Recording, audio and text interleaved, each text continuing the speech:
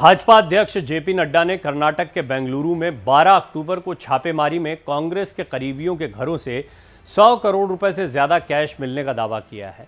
उन्होंने आज social media पर लिखा, कर्नाटक की घटना बेहद शर्मनाक है। ये राज्य के मतदाताओं के साथ घिनौना मजाक है।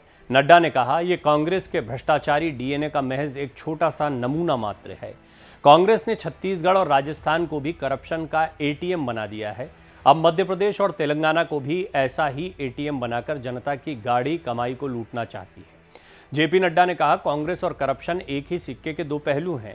कांग्रेस को वादे करने की कला में महारत हासिल है। अब ये पार्टी एक कदम आगे बढ़कर वादों के बदले में गारंटी देने लगी है। कांग्रेस लूट की ही गारंटी दे सकती है। मध्य प्रदेश और तेलंगाना की सत्ता में आने का सपना देख रही है ताकि वो गरीबों के कल्याण और विकास का पैसा लूट सके। इनकम टैक्स ने 12 अक्टूबर की रात बेंगलुरु के आरटी नगर में रेड डाली थी।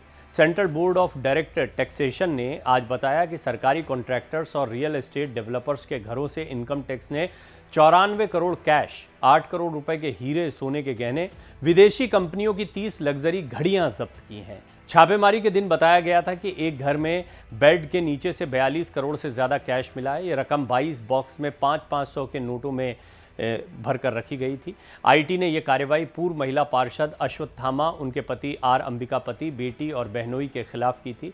कार्रवाई के तहत आईटी इस घर तक पहुंची। फिलहाल ये पता नहीं चल पाया है कि ये घर किसका है। अश्वत्थामा कांग्रेस के पूर्व विधायक श्रीनिवास मूर्ति की बड़ी बहन है।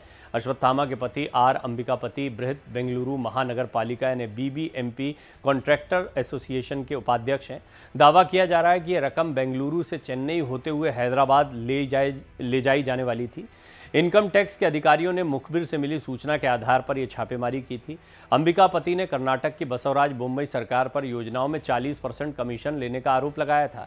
इसके चलते भाजपा विधायक मुनिरत्ना ने अंबिकापति के खिलाफ मानहानि का केस दायर किया था।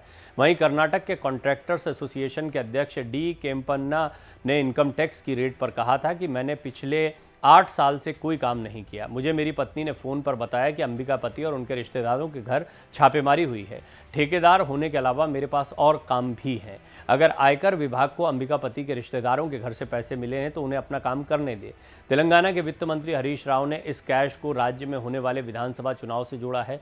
भारत राष्ट्र समिति के नेता ने दावा किया है कि यह रकम तेलंगाना टैक्स के नाम पर बिल्डरों, सोने का कारोबार करने वाले लोगों और ठेकेदारों से ली गई है। ये रकम उन 1,500 करोड़ रुपयों का हिस्सा है जिसे कांग्रेस ने तेलंगाना में केसीआर के खिलाफ चुनाव लड़ने के लिए पड़ोसी राज्यों से मांगा था।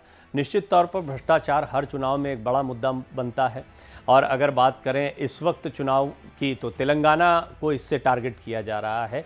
तेलंगाना, मध्य प्रदेश, राजस्थान, छत्तीसगढ़ और मिजोरम में चुनाव होने हैं।